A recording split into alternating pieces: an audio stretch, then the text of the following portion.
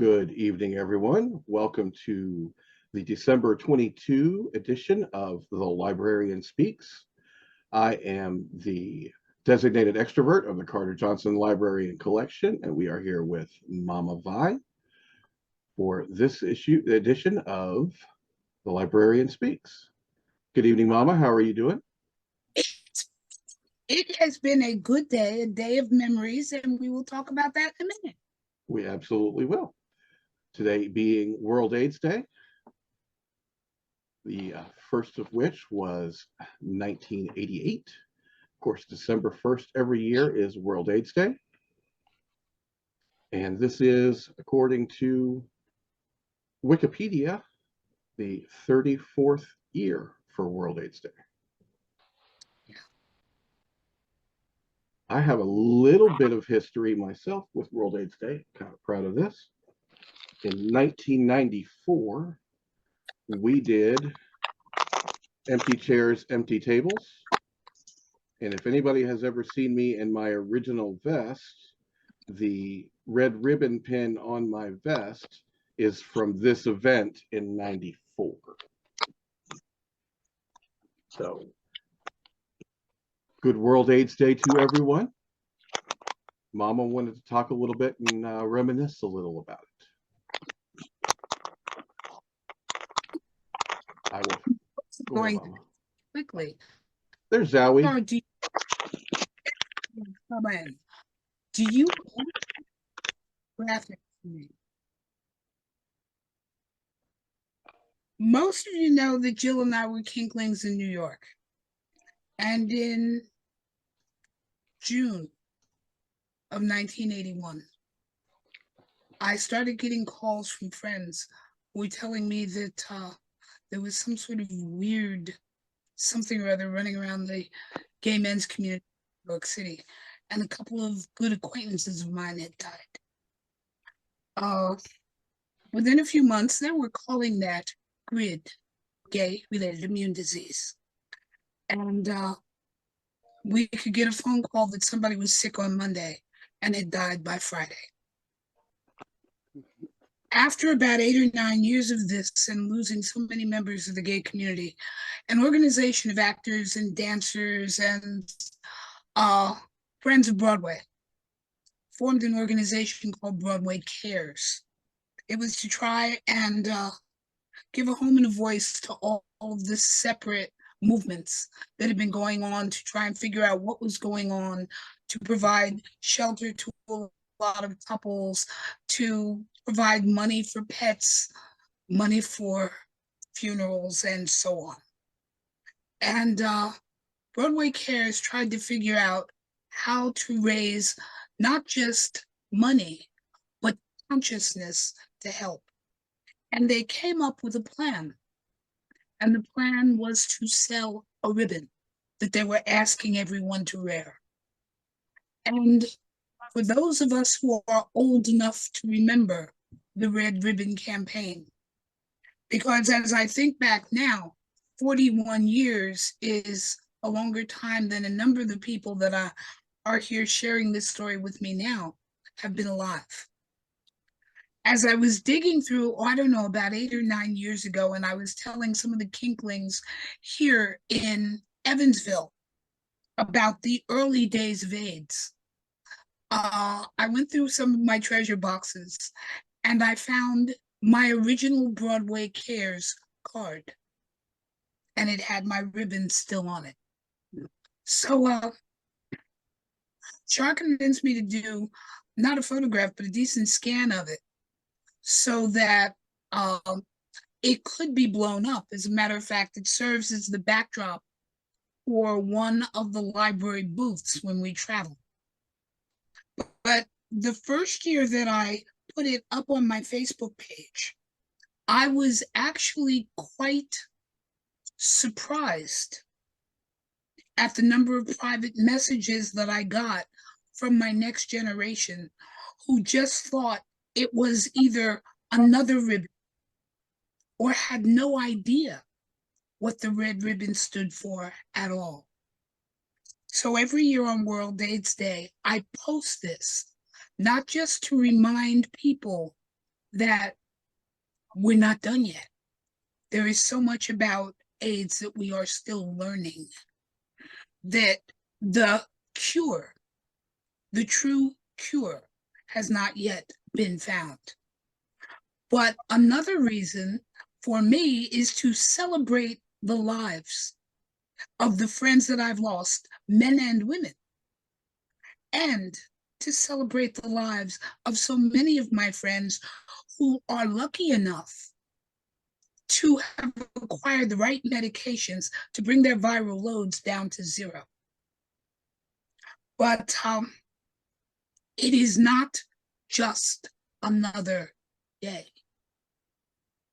It is a day when memories are shared, glasses are lifted, names are called, and thanks to the medical community has to go up, because while we have not yet found a cure, we have found a lot of preventatives. I advise you and ask you, please play safe, because we're not done yet. But most importantly, to remember to celebrate and to lift a toast to those who are still ancestors and to those who have gone before us. So if you happen to have a glass of water or a cup of tea, would you join me for just a minute in thinking about all of the friends, all of the ways they have touched your life, all of the ways they have made us bigger, better, bolder, and stronger. And for one special thank you, as devastating as AIDS was, it taught lesbians and gay men that they didn't have to sleep together to love together. And if nothing else, that was one thing that came out of that horror. To all that I have loved.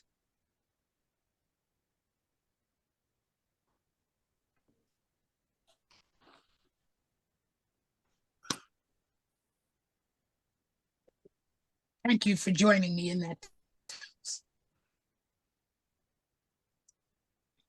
So, I hear there's new rare books. Well, we've got a few things in, and for one of them, actually for two of them, I'm going to slip into at least one glove. If I put on two, it gets a little bit awkward. Now, most of you have seen pictures or videos and all that good stuff that Matt has taken of the library's rare book room.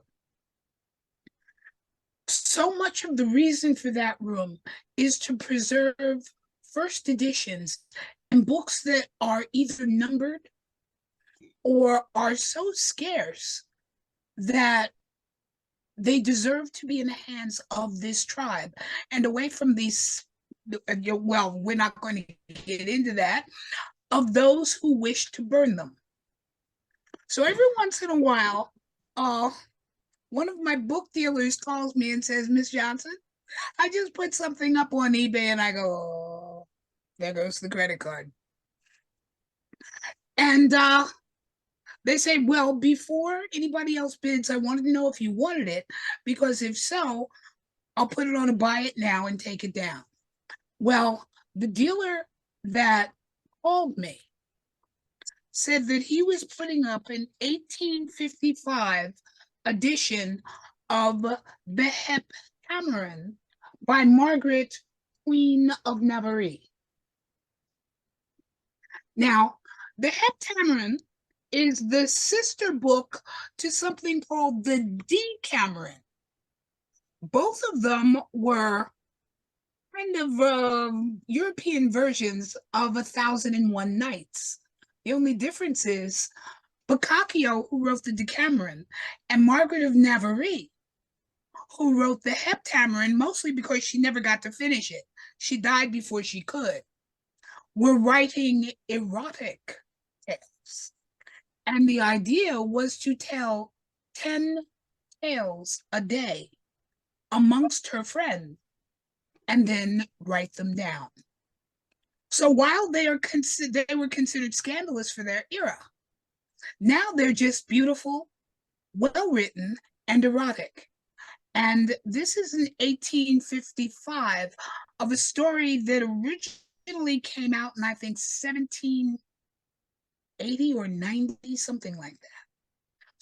So we have a copy that's going to go into the rare book room so that when you come to visit, you can sit down and read it for yourself.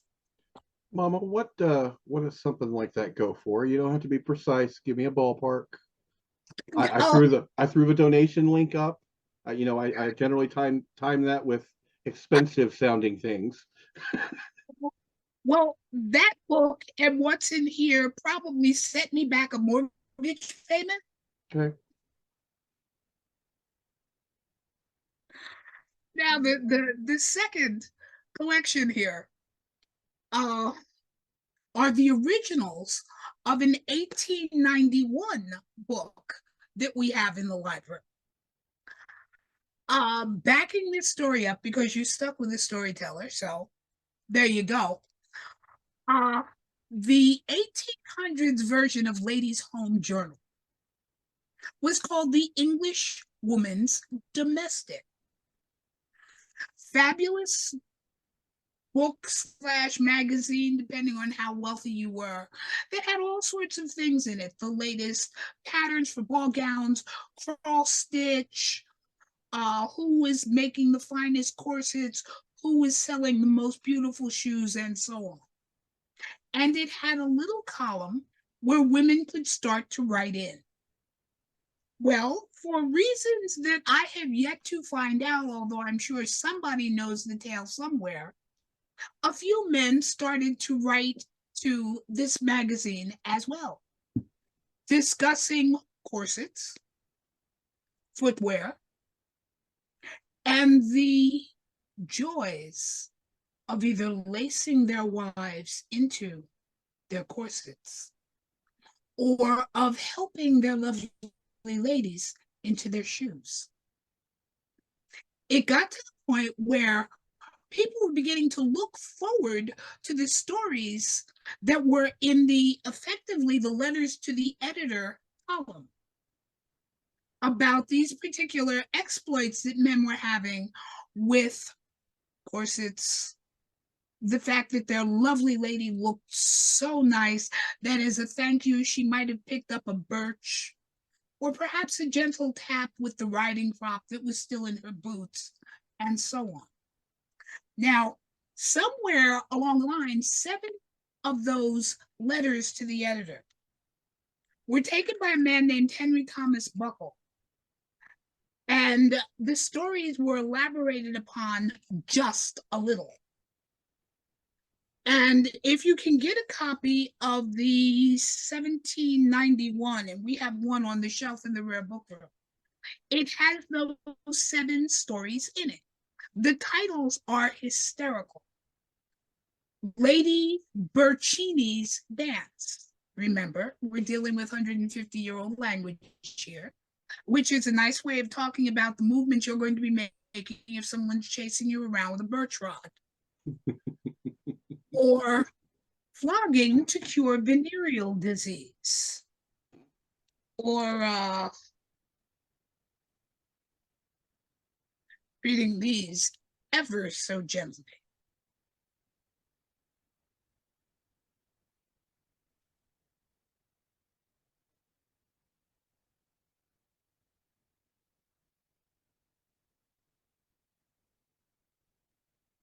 Actionable lectures composed and delivered with birch discipline by beautiful ladies who believe in such. Now, before they were bound into one volume, they were sold separately, like this, complete with beautiful title pages, incredibly bad paper. But then again, I doubt sincerely that anybody expected them to last that long. And London calleth and goes, Miss Johnson, we have all 7 tracks that have just come in at once. Wow. Would you like them? Uh-huh. Well, my mouth was trying desperately to say no, and my credit card, which seems to have a mind of its own, went running out of my pocket, leaped into the phone, sent the information before I could stop it directly to PayPal, and then hit the button that said yes. I have no idea how that happened. None whatsoever. Probably an automatic setting you've enabled. I've got Shar. You're going to have to find out where that setting is and disable it quickly. That's This a PEDCAC error. Yeah, that is a PEBCAC error. Mama, do you remember what a PEBCAC error is? I know it's something Shar can fix. Problem exists between keyboard and chair. Pulse, fix it. We just got you a new chair. There you go. I don't know if you can see the title on this one, The Use of Flogging in General Affairs. You know that just went from mortgage payment to priceless, correct? Yeah, I'm just saying. uh, yeah, maybe. That's my best buy on short notice. If you want a better one, I have to think about it. Or here's one, The Exhibition of Female Flagellants, Modesty in an Incontinent World. You can take that any way you choose. So until I can get a custom case for these 7 wonders, they're going to stay in the heavy plastic, where at least I know they're pretty much protected, because they basically look like this. Wow. But now the tribe has an original. And those are how Come old? and look at. What was that, Matt? What's the date on those, please? Depending on who's telling the tale, because this was done just for the writer and their friends. This is probably about 1860. The reprint of these 7 stories is 1891. And that's the reprint. So pre-Civil War. Wow. Yeah. Could someone then type the the last name of those into something so we can see it? Mama, can you type the name of those 2 in? Hold that thought. Putting this down, moving this over. While she does that, everybody ooh and ah at her new chair. I got tired of y'all talking about me. Who was talking about Mama's chair? I've never. Everybody. I may have mentioned it once or twice. Is everybody in this case Pulse? Okay, I had the chair that I had before this one for almost as long as I've been in my relationship. I didn't say shit about your chair. I can promise you that. Well, the problem, it seemed, I mean, aside from the fact that I'm the only one who found it comfortable, but that's a given, was that as I have turned gray and all of the pleather was wearing off the back, the chair and my hair were indistinguishable.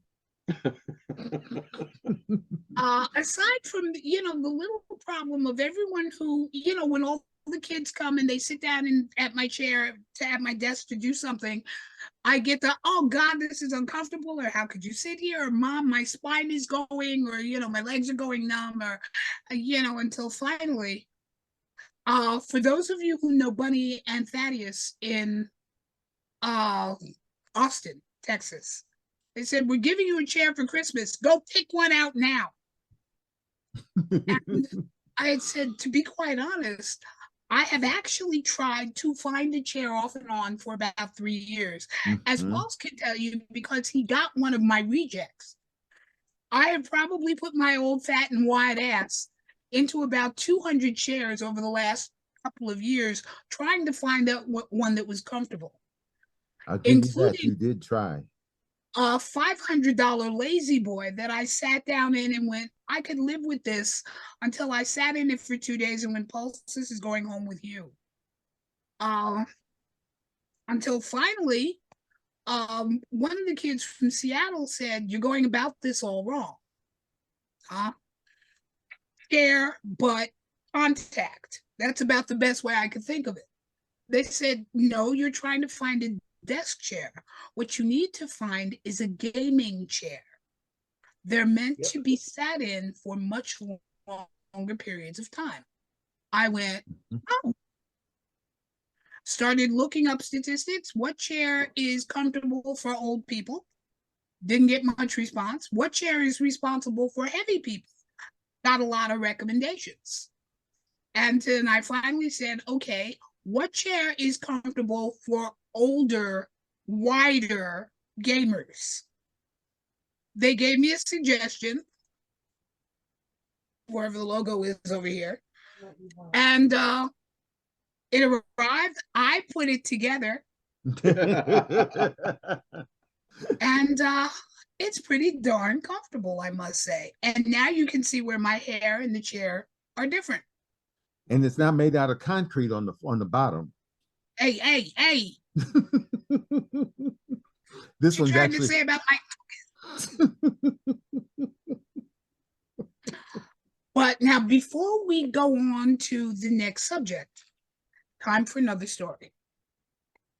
As you know, I have told any one of my children all over North America that whatever it is, don't throw it out, bring it to grandmom or mom or great grandmom, as the case may be, and let me go through it, or let us go through it together.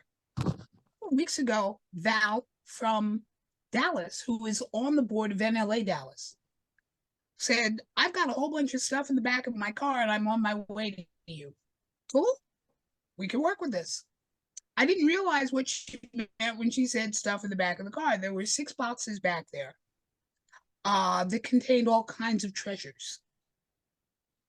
We have gone through 2.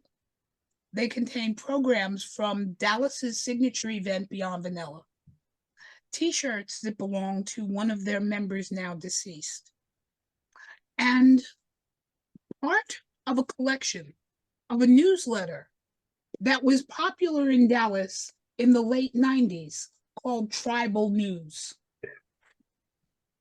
Now, I am trying desperately to find the couple that put this out. Their names were Ken and Silk. And in at least 3 different places in these newsletters, there are different names, so different last names. So what their real last names are, I have no idea.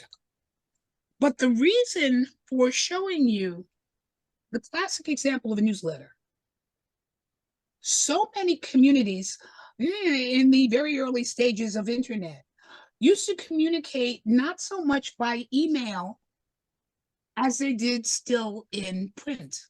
So you would find newsletters like this in all of the local gay stores or on local newsstands that were in our neighborhoods or in the dungeons.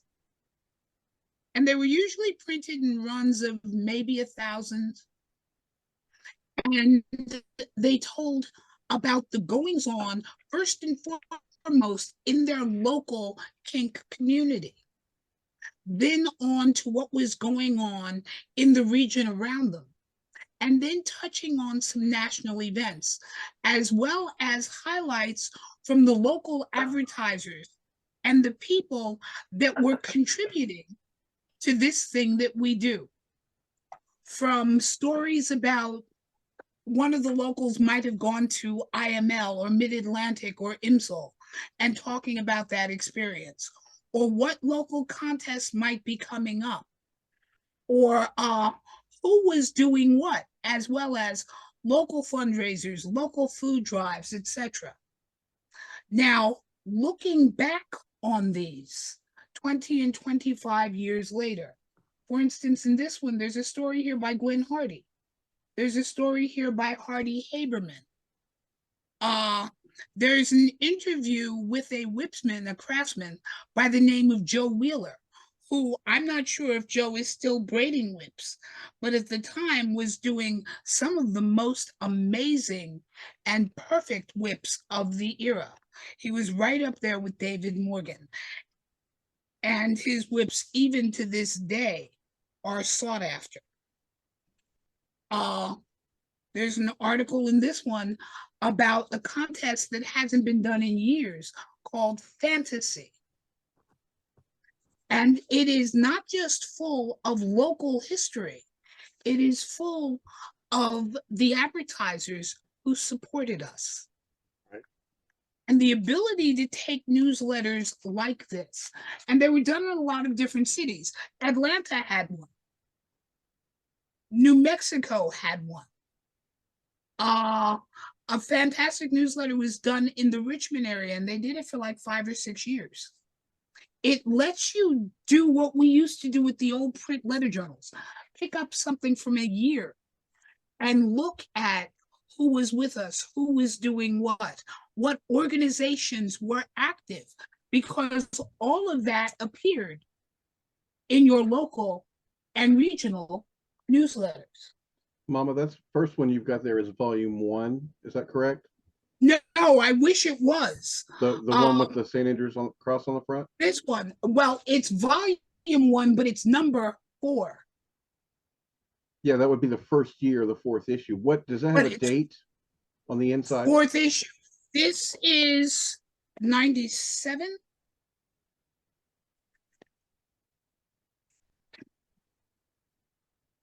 And Kodiak would like to know what Fantasy was.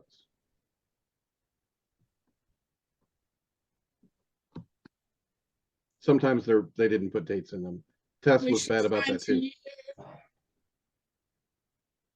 Copyright is available for request. I don't see a year on this. Okay, help me, Scott. There's a reference here to Lil 13. Lil 13? Living in Leather Yeah. 13? Living in Leather 13. Okay, so Living in Leather. he's gonna go search. He was gonna do exactly what I was doing. Living in Leather. Yeah, I might not find that. Might not give me much though. Next one up is summer of 98. So I'm assuming this is probably 97, but I could be wrong. Well, it's around that time. So we're looking at from 25 years ago. And some of the writers here are still around. Some of the craftsmen are still around. Mama, 97 was 5 years ago. I don't know what you're talking about, 25. 5 years. Thank you. 5 years ago. 5 years. Yeah, that works. That's the way she sells time. I was still quite underage at that point. I get it, actually. So these are the kinds of things when you go to bookstores or leather auctions, if you see newsletters, newspapers, old kink magazines, grab them. Absolutely. First, read them and see who's there that you've either heard of, heard about, taken a class from, or have met. It's a wonderful way not just to touch this tribe's history, but to also touch your own. And if there's anybody here that would like to read some newsletters from the 1970s from Vikings or Entre Nous, I can deliver them to you if you have a Dropbox. And they are fascinating. Yes. Cycle MC published a newsletter starting in 1968 to 1982. Well, it was started in 86, so that would put 13 and 99. Hey, Mama. What was fantasy? Now, fantasy was an interesting competition that I am actually very sorry no longer exists. Many of you have been to competitions that had a fantasy segment. Now, I want you to imagine the best of those as one weekend-long competition. Oh, that would have been cool. The event was called Fantasy. And there was a Mr. The first Mr. was J.D. Boucher, who is not just an incredible Leatherman, he's also a magician. So for those of you who have a thing for fire, it was coming out of everywhere, fully under control. And it was, if you excuse a really bad pun, a hot fantasy. The competition went on for, I think, 4 years before it finally just fizzled out. But it was an amazing way to spend a competition. No politics, only a few speeches, and some pretty incredible fantasies over a 2-day time. Some of them were funny, some of them were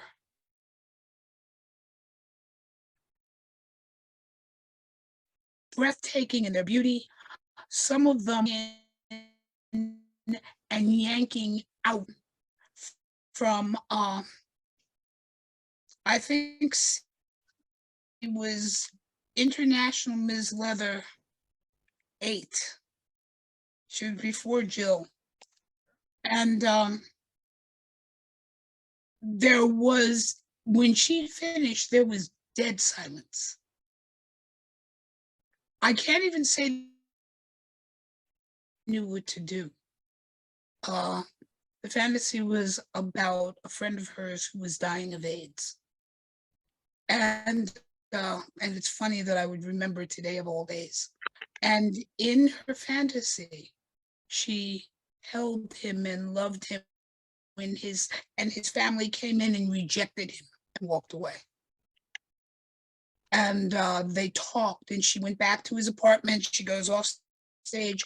She comes back with his leather jacket.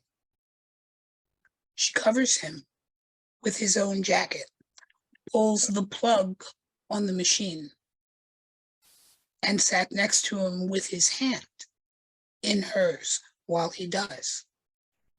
And you could see the entire gamut of fantasies, because the purpose of a fantasy, if you remember, is to tell a story. Some of them were hysterical. One that was done to The Devil Went Down to Georgia. I wasn't sure if I should praise God or somebody else by the time the thing was over. Yeah. But that was the competition.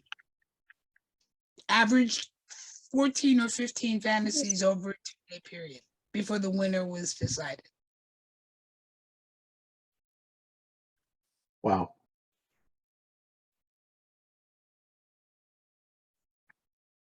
Is that the, put on the glasses. Okay. And now, Jowie, where are you? Because I'm about to abuse you horribly. Give me a second. Yes, Mama.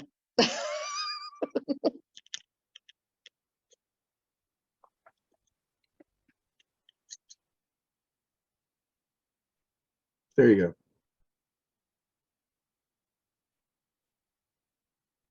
go. Many of you know that the library has annexes. A man who is a baby brother to me said about 15 years ago, the reason you're starting annexes so Jill doesn't know how much of this you own. But Jowie, stop laughing, rotten child.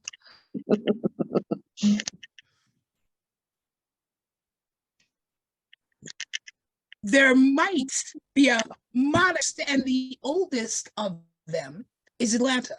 And this whole annex thing started because a young lady by the name of Jess, who some of you know, who serves Mistress Kiki, and they have been actually a married couple for at least 10 years.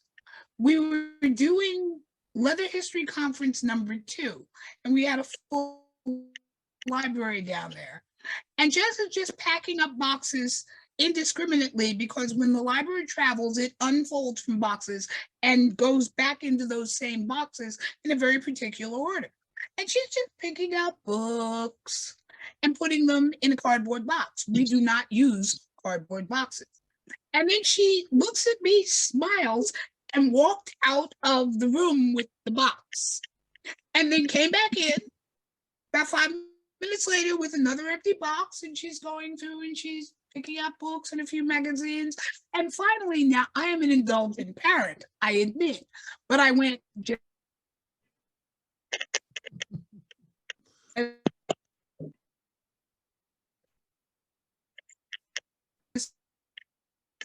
what are you doing? And she proceeded to finish packing the second box and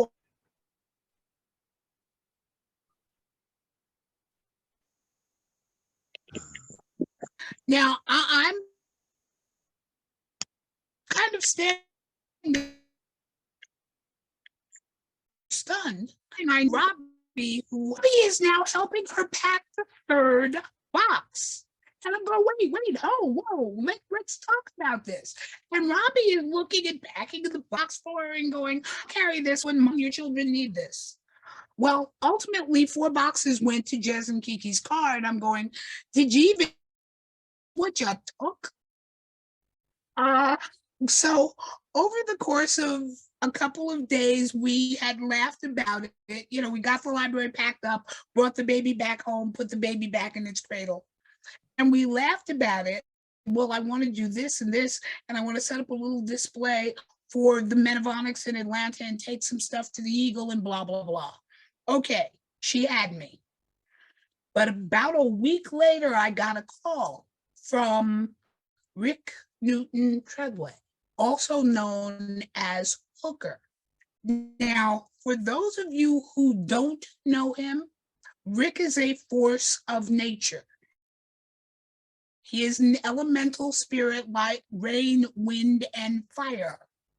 And not a lot goes on in the mid-Atlantic area that Rick isn't a part of, has helped with, or has bolstered somehow. So Rick talks and the conversation begins with, you did that for her and you didn't do that for us and you lived here. Yes, Rick, what do you want?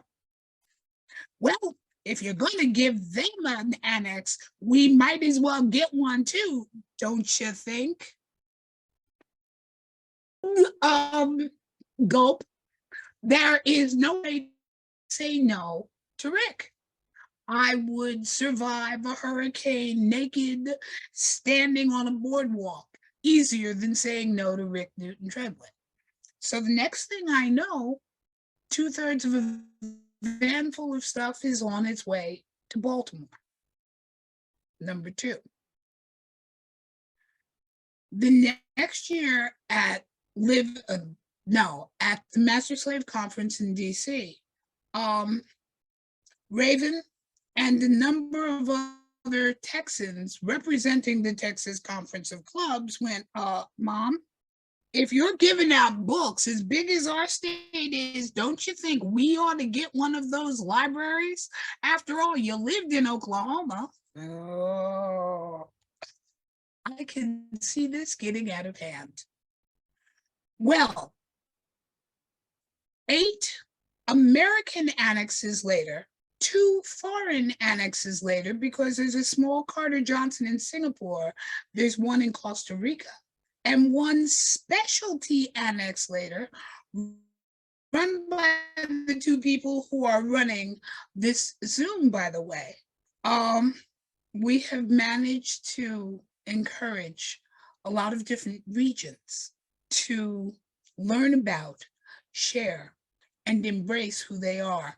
And I would be remiss if I also didn't mention there's one online For those of you who are in or out of Second Life, stop by the Athenaeum and visit the Carter Johnson there. So I guess technically, because it's in the ether web, that would count as number 9, North America. Now, as the babies keep being born, and California will probably be coming up and be number 10, I figured I would start with the youngest. And each time we're meeting, have one of the annexes come and tell you about themselves. Now, each of them, much to my delight, has developed its own personality.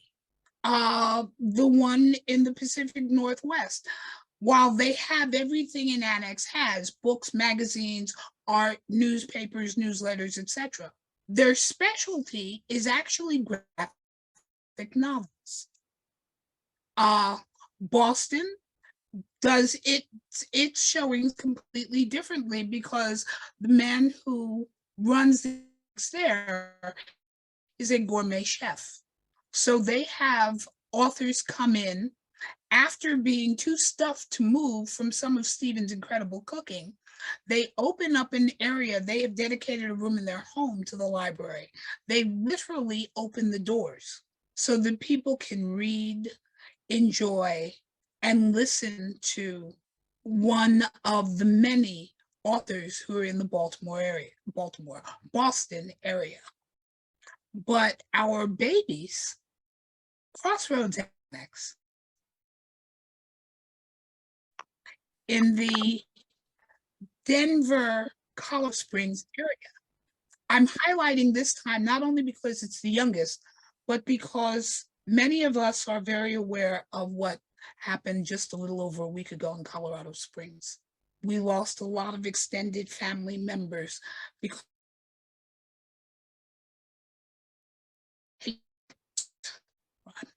and it is not the first. Most of us can remember Pulse, and no, I don't mean my Pulse, in Florida. But there are other hate crimes like this that have happened over the decades. This is just the most recent and the one that's in everybody's mind. Now, Colorado Springs has the advantage of being our boots on the ground for whatever help we can render, whatever assistance we can give, because the hard part is actually just starting. So Colorado Springs or Crossroads Annex will be there representing all of the Carter Johnson family to render assistance. But because they're the babies, and once again, I'm going to date myself with I'm the baby, gotta love me. I figured first things first, as Colorado Springs is developing its personality, I would bring at least one member of the team on board to talk about that process from beginning to end, beginning with what the hell made you do that? Jowie, you're on. Okay, now we get to see how good a storyteller I am.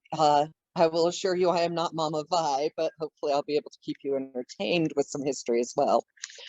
In 2015, I ended up suddenly owned after a 4.5-year intense high protocol master-slave relationship where I couldn't even pee without permission.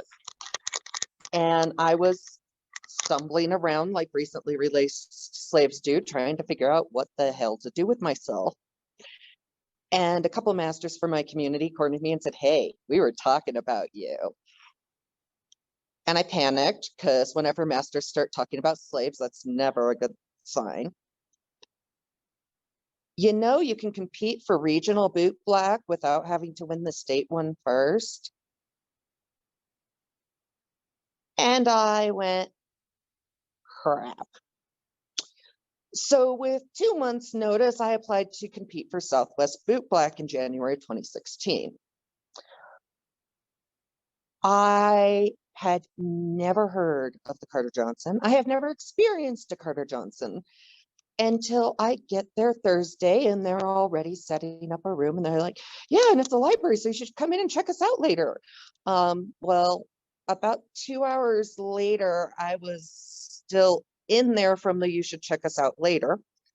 And every minute I wasn't busy competing, panicking, or changing, plus about the 7 hours of sleep I got that weekend, I was in the library and just drinking up everything I could about it.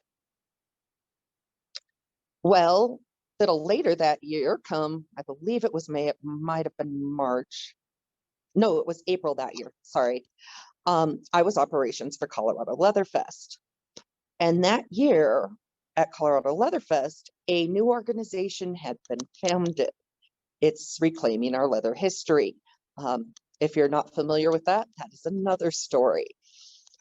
But on stage, they called up Mama Vi and Robbie, who were both there doing a smaller version of the library I had seen, and gave them 6 or 8 boxes. 8 boxes. 8. 8 boxes. Thank you, Mama. Of documents and personal letters and information and pamphlets of the Lucifer Lightbringer. Another huge story there. Ask Mama for that one. I don't know it nearly as well as I need to. But at the end, it was literally Mama and Robbie with a car going to Imsel next and 8 extra boxes after they'd stuffed it full of display for the library. And people were going, well, I don't want to ship them because, and I suddenly realized, hey, I have an excuse. I'll bring them to you. So the SUV got loaded up with 8 boxes, and a little while later, I drove in and I got to see the library. Now, at that time, I had no clue how much Mama was holding out on me, because all I got to see of the library was her workroom. And my wonderful husband dragon came out with me, and we stayed. And I think that was another 7 hours of sleep during a weekend, because I left her workroom to go to the bathroom and to go out at one point and read in the garden because it was a beautiful day. But on the way home with the hus dragon, I looked at him and said, I think we should do something like that. And he looked at me and went, uh-huh. Well, it kept sitting there in the back of my brain because there is such a budding community here in Colorado and so little connection to our history. And it bugs me. I love protocols. I love tradition. I love history. I love folklore, which in some ways I view most history as a form of folklore. Different discussion. And during the lockdown, I was going freaking stir crazy. I am an extrovert. I'm not the library's dedicated extrovert, but I am the library's extrovert as well. And I talked with a friend of mine, Azriel, and said, so I think we need a library out here. And I want it to be a branch of the Carter Johnson. And he goes, sweet, what do we need to do that? And I looked at him and said, I'll get back to you. And I also started dating another master during lockdown, virtually, because he lives in Phoenix and I live in Colorado. And as we're getting close to things looking like they're all lining up, well, I'm like, by the way, I'm looking at taking on this project. I've reached out to Mama and told her she's pregnant. But this is going to eat up a lot of my time and energy. So if I am going to do this, you need to know about it ahead of time before we actually have this relationship. And he went, well, that's odd. I've been wanting to extend our collection into a Carter Johnson as well. Why don't we do it together? from that, as soon as lockdown was done, I tossed both gentlemen and the dragon in the car with me and said, let's go on a road trip. And we all drove down to see Mama. And I may or may not have gone through and casually pulled books off the shelves from the library and the center and the boxes in the garage. And maybe one or two from the workshop with permission, and brought a bunch of boxes back. And a few months later, I went back and got more bookcases because we're getting local donations as well. We have done our first ever setup, which reading the invocation when we did it gave me some of the biggest goosebumps I have ever had. I literally felt like every kinkster from the dawn of eternity on showed up in our itty bitty little 10 by 10 pop-up in a parking lot as we did it. And it was a teeny tiny little display, especially for Carter Johnson. If you have never seen a Carter Johnson set up, they're giant.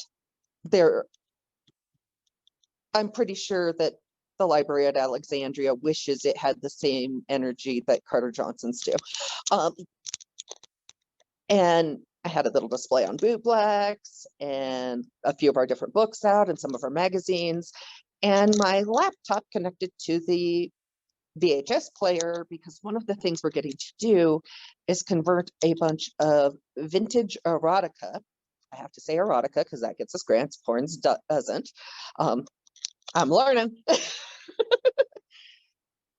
And so up on my laptop, there is porn playing, erotica playing, while I'm converting it into MP4s, which got a lot of interest, a lot of excitement, and discussion with the community, which has led to more donations, more engagement.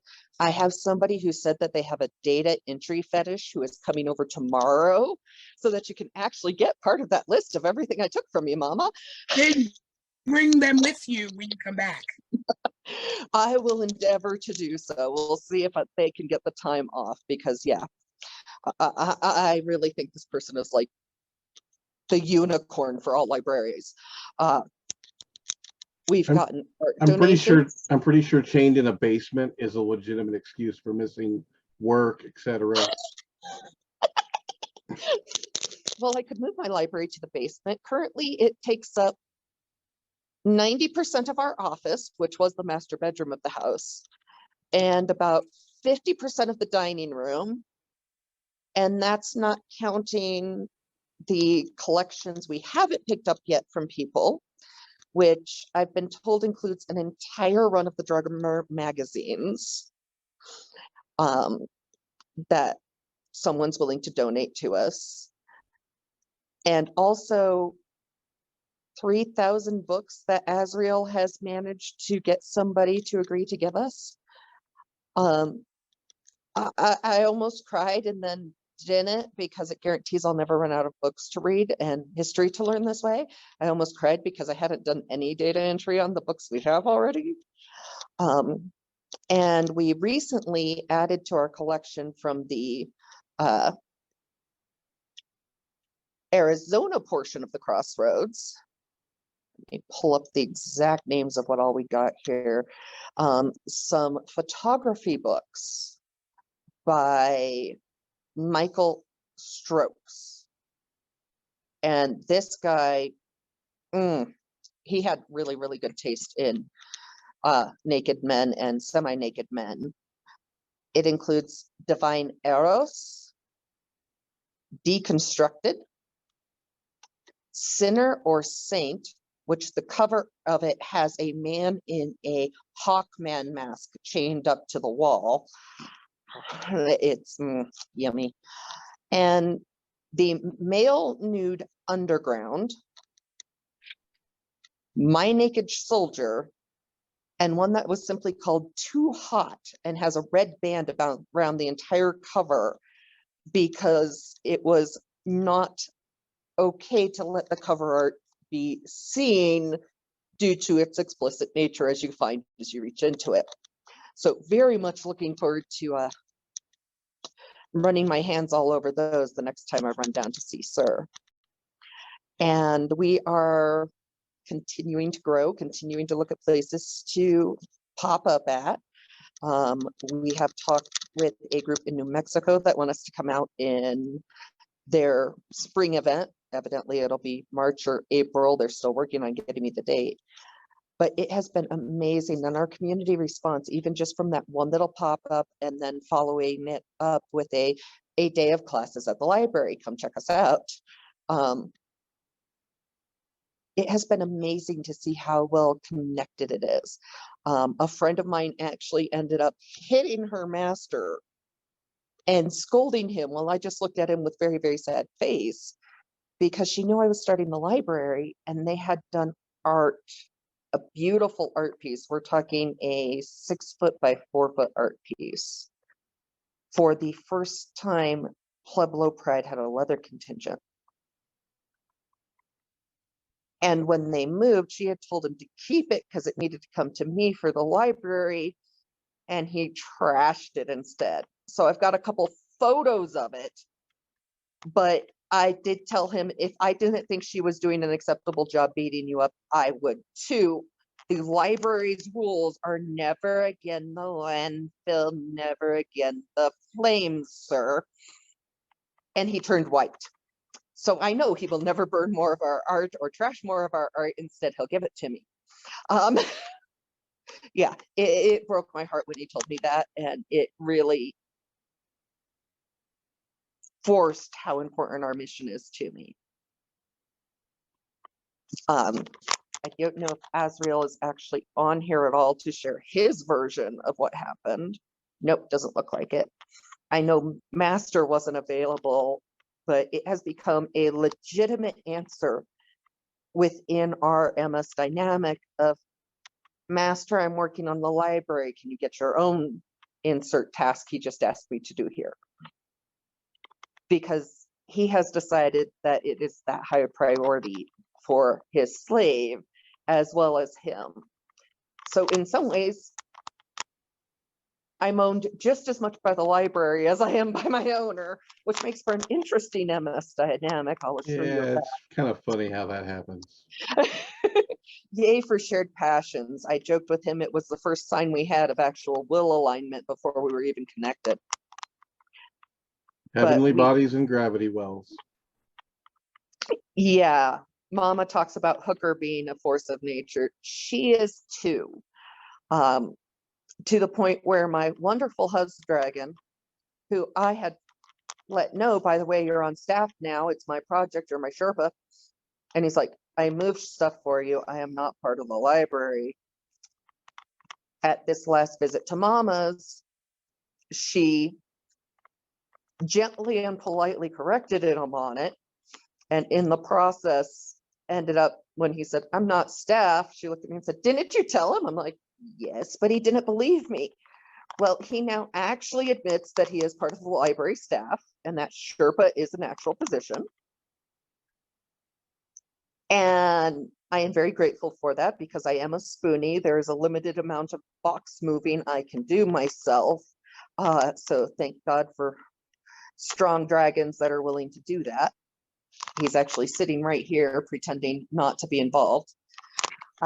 Well, Feel he's free to dropping use in. designated Sherpa if you like. It's fabulous. There you go. You're now designated Sherpa. Congratulations, it's official. And then, sure enough, the girlfriend I'm dating, I took her down to the library to kind of get a feel for all the amazing it is when Women of Drummer was there. And Mama adopted her as soon as Mama comes down the stairs one morning. I've already been up for a while. I dove straight into the office to do the things you do in Mama's workroom when you're visiting, which is mostly drool like crazy and see which stuff you might be able to get away with taking home with you.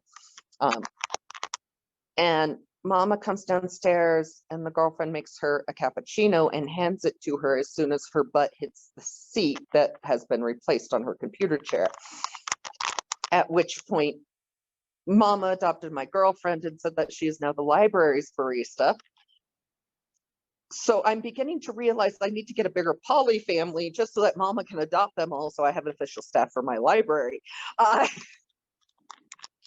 it has been wonderful, and the amount of community support. There's a gentleman who moved here from San Diego who has a bunch of the VHSs from his prides that he was in charge of running, that he has agreed to let us copy and have for the library as well. So those will be pending. And hopefully before long, the website that is being worked on for the Crossroads will go live, and we will be able to start having some of these videos I've converted up and available for those who love our libraries to get to watch and visit. The Crossroads, when the weather gets good, we'll start having some viewing parties with a projector for some of them. If you're ever in Colorado Springs and want to do that, let us know. Or if you're ever in Colorado Springs and want to visit our much smaller, but we're working on it, annex, we'd love to see you. Or if you want to see us where you live, give us a call. I love the excuse to travel. So that is the story of us thus far. With the exception of going into the super heavy stuff from this past week. Saturday night, I went out to one of 6 clubs in Colorado Springs that openly welcome queer individuals. It was luck that I didn't go to Club Q. I'd been there before. I have friends there. I actually knew one of the bartenders who was shot and killed. And I wake up Sunday morning to about 15 different messages going, "Are you okay? Are you okay? Could you please check in? Are you okay? Are you okay? Are you okay?" After responding yes to all of them, pre-coffee. Now, for those of you who haven't met me, I am almost like mama when it comes to coffee. There is no life before coffee. There is no communications before coffee. There is no shawi before coffee. We call that the 1 hour rule here. Yeah. I'm not responsible for anything that happens if you're dumb enough to talk to me within an hour of waking up. So before I've had coffee, I've had to tell at least 15 people, yes, I'm alive. Meanwhile, going, what the hell is going on? And why are these people asking? I didn't even scene last night because I do like scening heavy, and sometimes people like checking in after them, even if they weren't involved. It's a thing, whatever. So I make it to the kitchen where the Husk Dragon has made the coffee, and I drink about first half of the cup before I am ready to even start looking online to see what happened. And I managed to actually read the articles and have a little bit of the, oh shit, what the hell, before I had my first person reach out to me with their firsthand report because they were there. For those of you who are unaware, I'm also a ordained minister. And so people reach out to me when shit gets overly real on the semi-regular. And I got my first report of what happened from the scene at Club Q and how it all went down and what they had went through and what they were experiencing, and got to start helping them process some of their grief, shock, and fear. There were a lot of Kleenex on both ends of the discussion. And as I finish that up, Mama calls me. And I'm still kind of in a state of shock. I mean, it happens.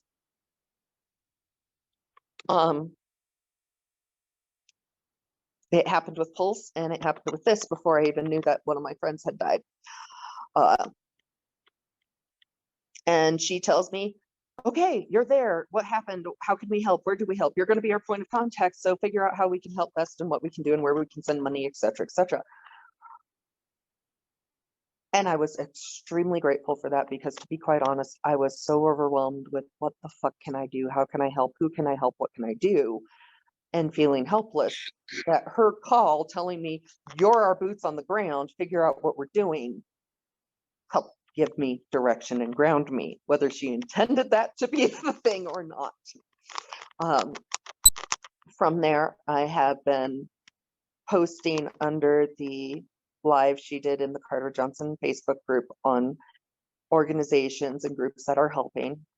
I've been collecting some of the amazing art our community is putting together in memory of these people and in protest of this bullshit hate that keeps happening. And we're, as a community down here, working on trying to get to where okay again. We're still having vigils, we're having fundraisers. According to the Club Q owner, he does not plan on reopening the space, and he's going to close down the bathhouse that we had that was owned by him as well next door. Which means our town, which is the home of Focus on the Family, now has 4 queer safe spaces, not counting the library. So we're at 5 now, counting the library. And that is hitting a lot of us hard. We would love to see it come back, but I can also understand why you don't want to reopen when your business has bloodstains on the floor. 2 days ago, the club was opened so that people, the owners, could go in. The crime scene was finally released, and individuals who left stuff there, which is the majority of them, are finally being able to get their personal items back from the Colorado Springs Police Department. There's a couple families that have accepted food chains, and food trains are getting set up for them. A lot of it is being done through send money to the charities, and we're sending them Uber Eats or DoorDash food, and getting them those certificates so that they have food. Beyond that, we're doing fundraisers, we're doing memorials. There has been a ton of therapists who have offered their services for free to help with grief counseling. I've been reaching out to different organizations to see how we can help and what we can do. And at this point in time, a lot of it is either just keep doing fundraisers to help make sure medical bills are covered and funerals are covered, because that's about where most people are on the help they need outside of the therapy stuff. It has been ugly. Some of the organizations that I reached out to had been on my list to reach out to for our history before all this happened. So it's not the best way to meet these organizations as the library. It's been very emotionally intense. But as much as we preserve and care for and make our history accessible, we also have to be in the trenches, boots on the ground, finding ways to help. So it has been one of the most horrible and terrifying honors I have ever had in my life to represent the amazing group of humans that make up the Carter Johnson, and that includes everybody on this call and then some, to a community that is in shock, rage, pain, grief, and show them that we're here for them.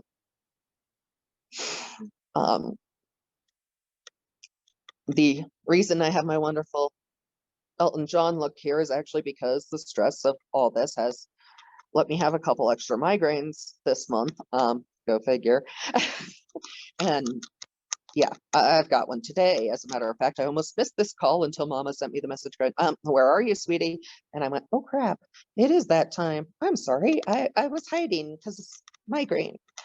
But it's important to be able to be here and to share with you who and what we are in our little branch, and get to share our story, both the highs of people embracing it and loving it, and some of the lows. We have been having great communication and coordination with both the Golden Nugget Sisters of Perpetual Indulgence who are here. Their donations to various things have raised over $1,200 towards the families in particular. And then aphasia, it sucks. The Parasol Patrol has been taking huge steps, and for those of you who aren't familiar with the Parasol Patrol, it started as an organization that brought out rainbow umbrellas, cheered and shouted for our all ages drag show, because we had haters showing up at the all ages drag show telling these children they were going to hell because they're phenomenal support performers. It includes noise canceling headphones, all sorts of things to protect the kids, but it has expanded to protecting queers everywhere. And they have been standing outside many of the vigils. And we've had a lot of good conversations with them about how the library can support them and vice versa as the library does things out here. So I expect that partnership to continue for a very long time. If any of you have questions or support, or you need to talk with someone who's out here and it can be confidential, please know I'm here for you. The library is here for you. And I did see, Traveler, that you were visiting the Springs and missed that we were out here. I hope you'll come back and we'll get to let you browse through our stuff in our workroom some. I'm not at Mama's level yet, but I won't lie, it may grow there. I kind of hope it does, because there's so much that we have. And I think the more we can get out in our communities, and not just our queer communities, but outreach on sexual education to other communities in the spaces we live, that's really the best way we'll be able to ever stop these hate crimes, is just by helping people learn and connect with us and realize we're not that different.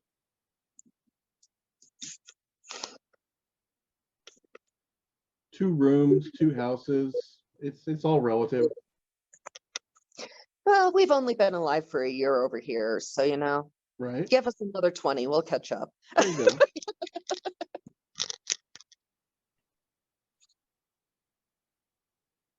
Any questions I'll give you about? absolutely with Azrael, I'll give you 8.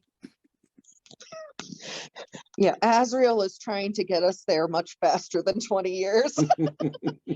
That gentleman has visions, and sometimes I sit there going, dude, I love you, but you know who has to actually run this shit? So if there are any questions about the Crossroads or such, I'm happy to answer them. As we get stuff, I'll let you know. We have started a little Patreon for the Crossroads, because we need a better scanner, printer, copier than the one I have. Right now, the one I have takes about 1 minute per page to scan. That is how pathetic it is.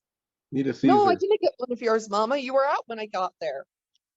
You didn't get one of the scanners? I just bought another 3. Oh, good. God, Well, this I'm coming is at the end of the expensive. month, so.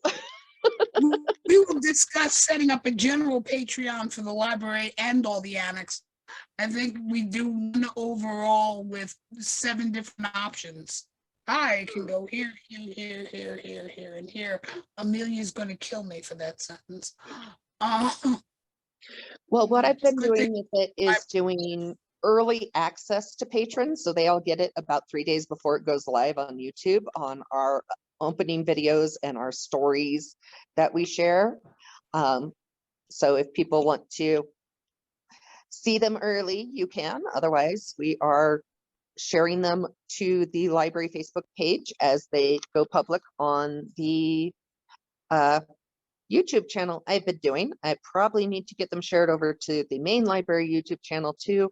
So whoever's in charge of that, please reach out to me so I can make that happen. Shall we get straight together with Matt and Shar on that? Because when it comes to the technical, I am way the hell out of my league. I'm trying to bring all the annexes together so that it all goes through the main library and jumps to different pages, and Facebook pages and so on.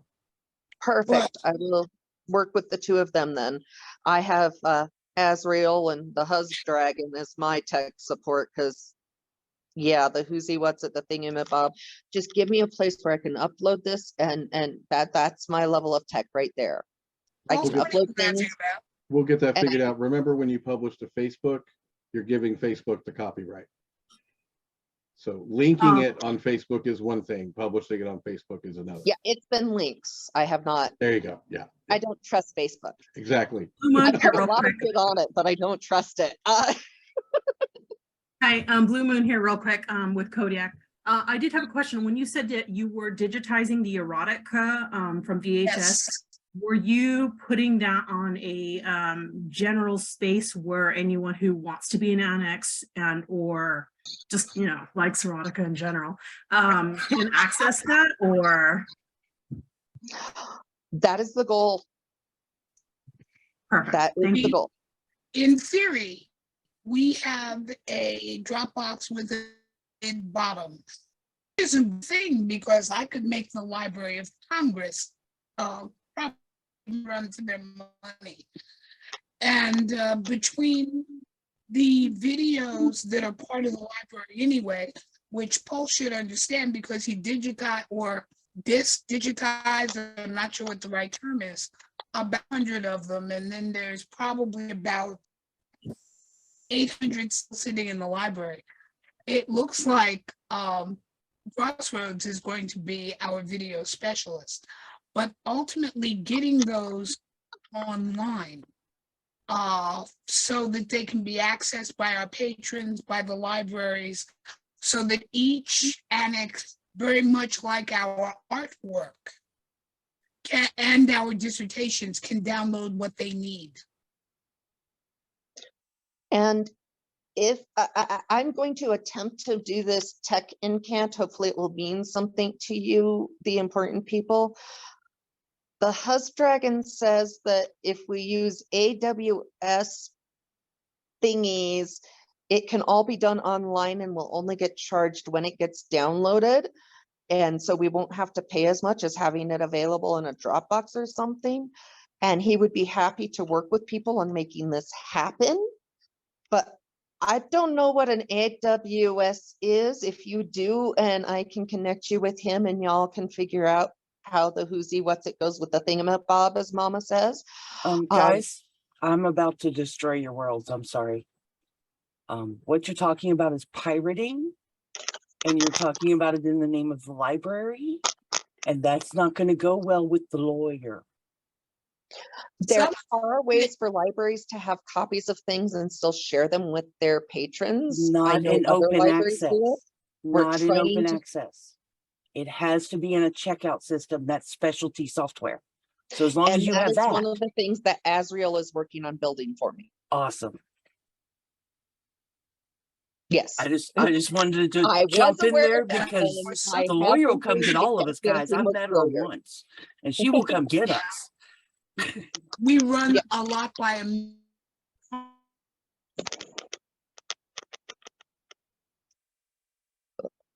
Yeah, I had been talking to a couple people who are lawyer types and finding out what we needed to do to jump through those hoops, because it could also be the same with some of the books. So we're figuring that out. Yeah, Ooh. the books, the dissertations, the art, all of it. Basically Yeah. anything that's copyrighted, right? we're looking into something that basically is similar to Libby, if you're familiar with that one at all. It's the one that the local libraries here use. Do that thing. And we will start converting. This thing is making sure that all of this is in a format that cannot degrade with use. When Joey went through the collection when she was here and went, wait, you have this contest and this contest and this contest. You know, when people were doing them with the handheld videotape recorder,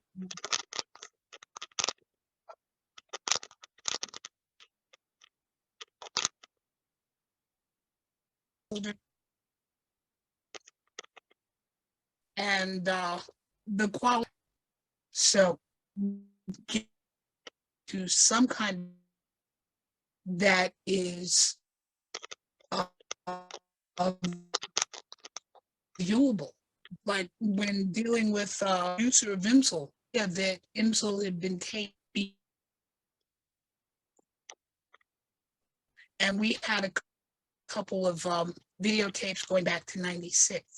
Being all of that converted and making it accessible is important.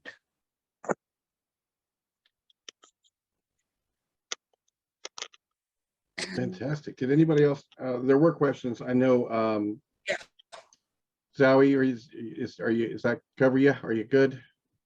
I'm good for me. That shares what I think I was supposed to share. Mama, am I missing anything?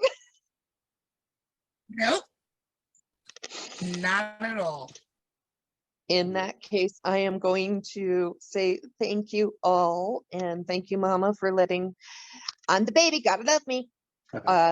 Share its day, its info, and I'm going to go back to hiding in the dark where my migraine isn't as bad, and looking forward to watching the rest of this when it goes live. Please be on hold in case somebody has a question for your annex. Thank you. Thank You you. can stay on for a couple seconds at least. Okay. All right.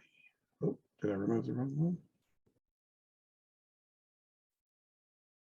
Did we lose Mama?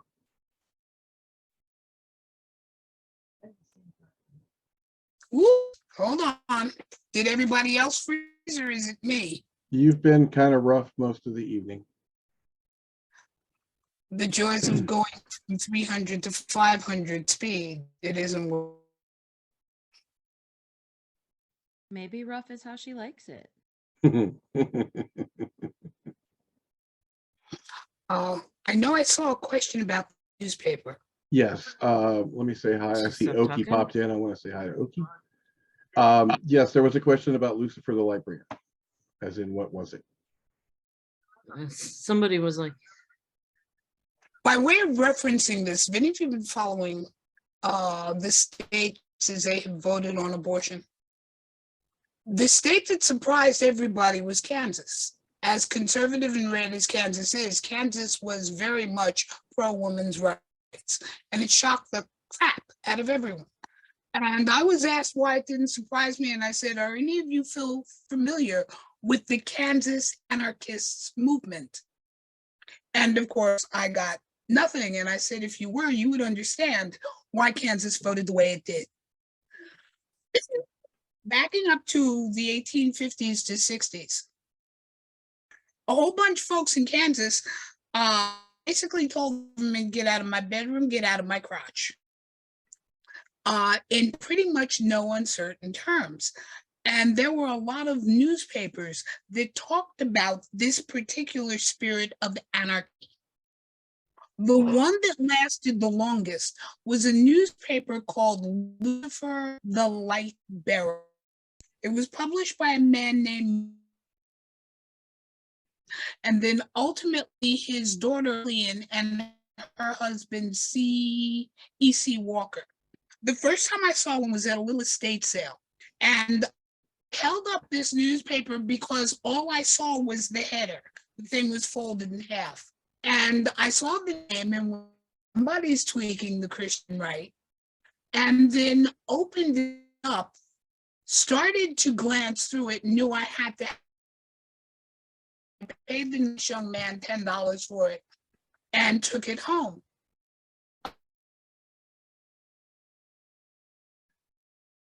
Mama, do us a favor and pause your video, please. If you can hear me. Yes. Pause your video. It's showing that your bandwidth is low. I think maybe if you turn your Okay. video off, your audio. Y'all don't need to see my ass anyway. Left corner. We call this light bearer because it means to illuminate. And the best way out of ignorance and darkness is light. But the header, freeing from sexual slavery. 80, you've caught my attention. So I did more research, and every time an old newspaper came up, I learned more about men and was absolutely fascinated because in 1870, this man was saying that marriage was a trap to enslave women and take their property, that any gentleman of serious intent body is her own, that any two people who love each other should have the right to marry and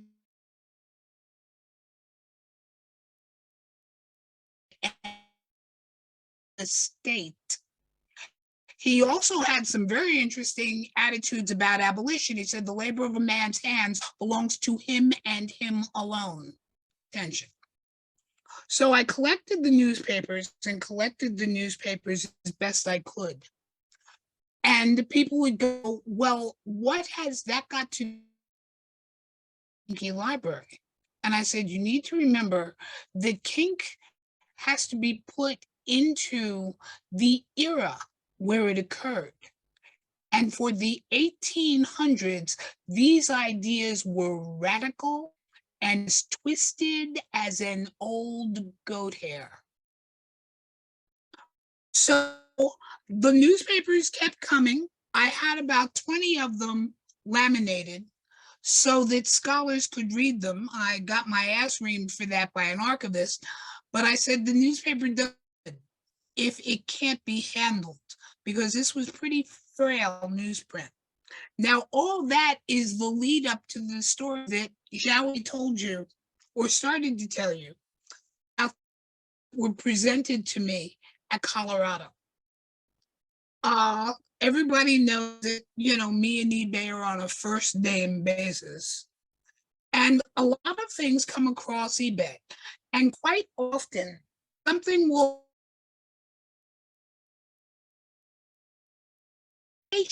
really. And I will post it on the library's webpage, the tagline, so who's going to buy this for the library? Well, the entire purpose is to show different up. Some gilded manuscripts from the 1400s, story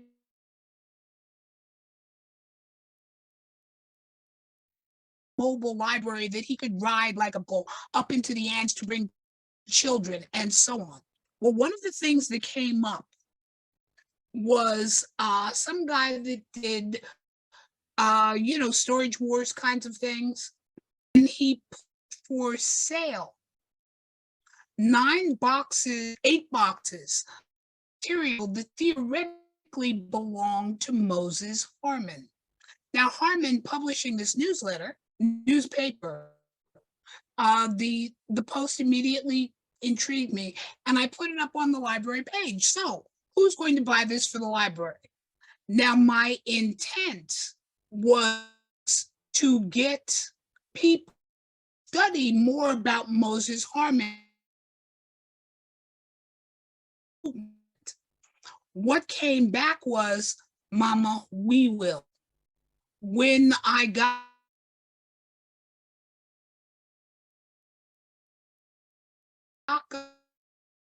people said, because he wanted a whole lot of money, you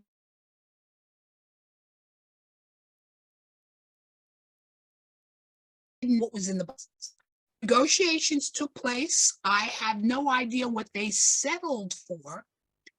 And those boxes on stage at Colorado Leather Fest. And I was, not only was there an almost complete run, we're missing 2 of the 18 years the newspaper was in publication, of Harmon's newspaper. There were a few kinky books in there in the 1800s.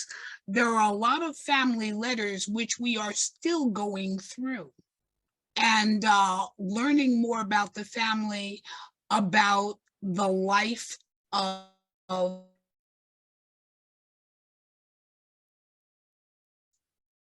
daughter, mostly. I always remind you, kink is relative. The advantage of having a kink library and being its griot is that I'm the one that gets to decide what's kinky. And I've got a pretty wild imagination. So as we have found out, what is sitting in the library is the largest collection of these new hands, which I find still quite shocking.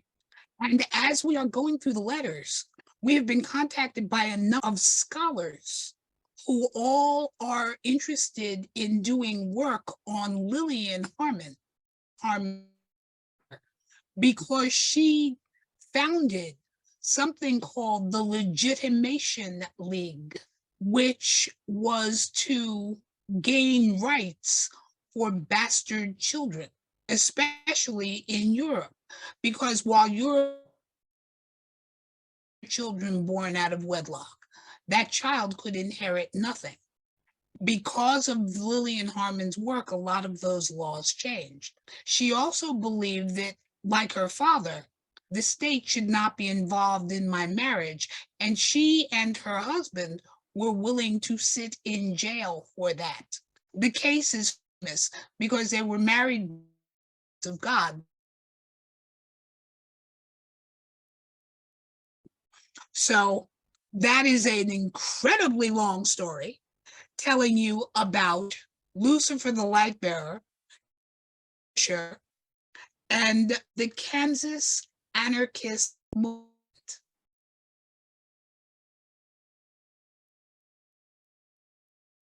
And Pulse, yeah, probably spectrum acting up. It hasn't been worth it lately, but I think we you got know en- what I think of I spectrum. think we all got enough of that for the context. It's very interesting. So after all of that, Kodiak, did I answer your question? Got a head nod there.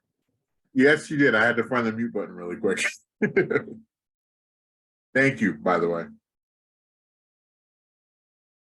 Anybody else have any questions? We are in our question section. Anybody at all? Feel free to unmute. Hopefully, Mama's internet will cooperate long enough for you to get an answer. Nobody? Stunned silence. That's a bad sign. Traveler wants to know if anyone is going to South Plains Leather Fest.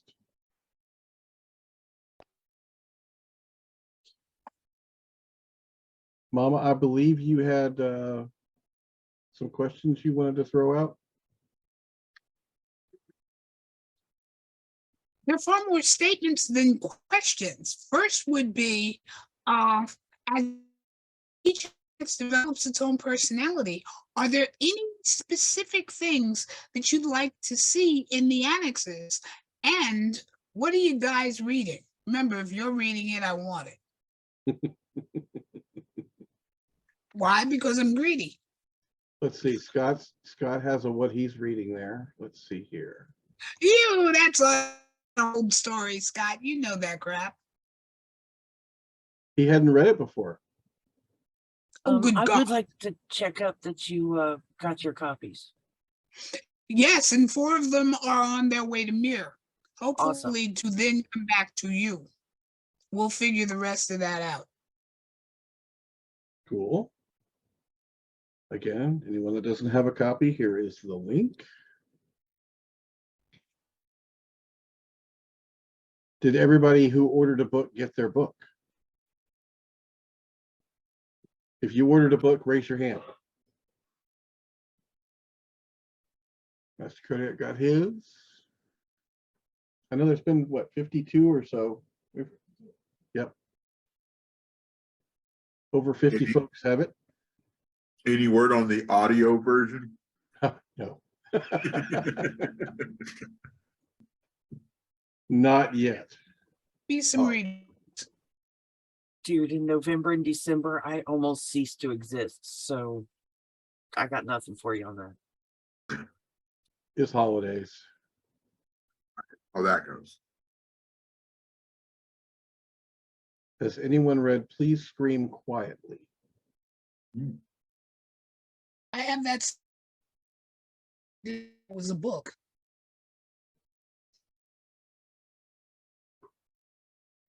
I have not. Tell us more.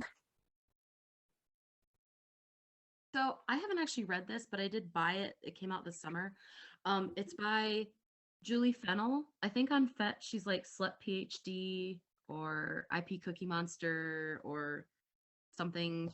But it is a story of kink. I think it's like a kind of a survey of kink from 2012 to 2017 or something. I only read the intro so far. I bought it this summer and I haven't had any time to read it. But yeah, by Julie Fennell. So Is she from Atlanta, Traveler? Good question.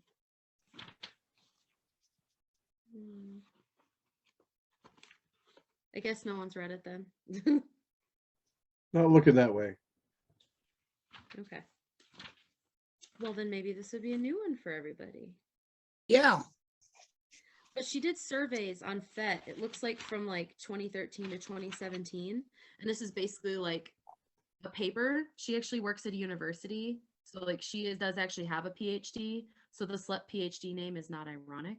I guess it's a little ironic. But anyway, if anyone reads this, let me know because I'd love to actually finish reading it and talk to people about it. So. Now, the title of that title, find at the old Pep House that said, when people are at play, please scream quietly. Hence the reason for wondering if she was from Atlanta. Oh, well. What university does she work at? I know that there was also something mentioned about like she went to there was something about a Japanese theme park, and like the caption of the Japanese theme park was please scream in your heart, so that it wasn't too loud. So I don't know if it was that or Atlanta. I don't know. Let me see if I can find it in the introduction.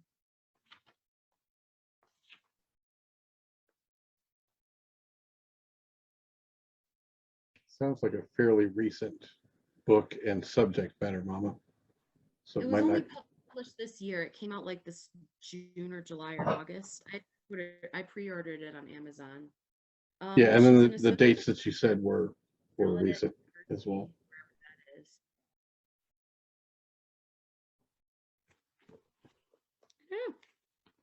She lives in Maryland and she's a sociologist.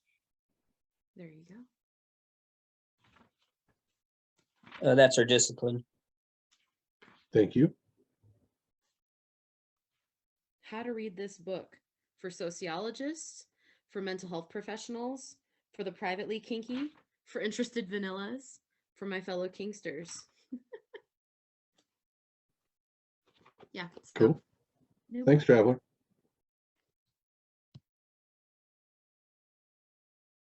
All right. Does anybody else have any other questions, or are we gonna? Mama says that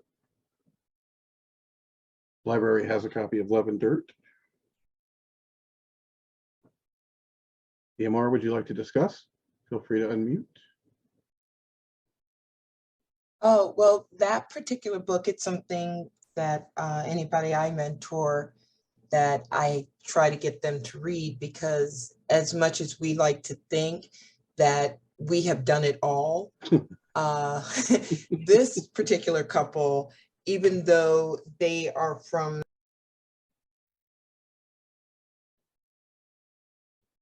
We lost your audio. Sorry, did I mute myself? You did. I'm sorry. Even though they were in the mid 19th century, Arthur was a lawyer, and Hannah was the daughter of a merchant, so she knew how to read and write, but she hired herself out as a housekeeper. And he met her basically washing the stairs in front of rich people's homes. And Arthur had a interest in working women. And because he was a man of means, he could afford to have pictures taken of working women. And he and Hannah, they started a relationship, just, you know, her taking pictures in her various attire with her brush and bucket. And then when he realized that she was actually an educated woman, they explored their relationship anymore, that evolved into where she became his slave. And she actually wore his collar on her wrist, a leather band that was around her wrist. And from her journal, she had even written of how she quit a job because the one of her employers thought it was unseemly for a woman who worked for him to be wearing this leather thing around her wrists, and it wasn't, you know, Victorian proper. But she quit her job because she did not want to disappoint her master of having that taken off of her wrist. They had done everything, not just from basic power exchange. They did role playing in a way. They would actually go to France, where she could actually portray herself as a lady of means, you know, a lady of society. A couple of times they traveled, she would cross-dress, she would dress up as a man and be in his service that way. They did amazingly puppy play. And they even had a mommy son type of relationship as they were exploring themselves, where he was still in control, but she was mommy. They did race play, where some evenings she would go into the fireplace and cover herself up with the soot and ashes so that she could darken her skin. So when her master came to visit her at night, he would see how lowly she was as a slave for him.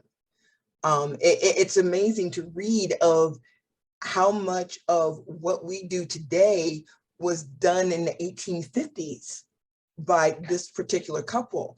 A curator at one of the museums happened to find Arthur's chest that he willed to a museum, where it had dozens of pictures that he had taken of, you know, various women, working women. Hannah dressed up in her blackened skin, dressed up as a lady, dressed up as a man. And just reading their journals of, you know, she wrote to him every night. He would sometimes respond back to her of what he read from her. After his father died, they actually got married, and I consider her the best slave negotiator in the world, because even though they got married, she came into his household still as a housekeeper so that she could still serve him. And when it came time for her to retire, he set her up with a pension in a cottage out in Bath. So even though she was legally his wife. It's really a fantastic way of looking how people we would not think of in that time period living the life that we're living now. And you can get that book on Amazon, just so you know. That sounds like a very interesting book. We're going to have to order a copy of that. Wow. Thank you for sharing, Emor. All right, everybody, it's 11 o'clock. If nobody else has anything for Librarian Speaks, I will stop the recording and we can start the after party. Anybody have anything else? All right. Thank you all for coming and hope to see you at the next one.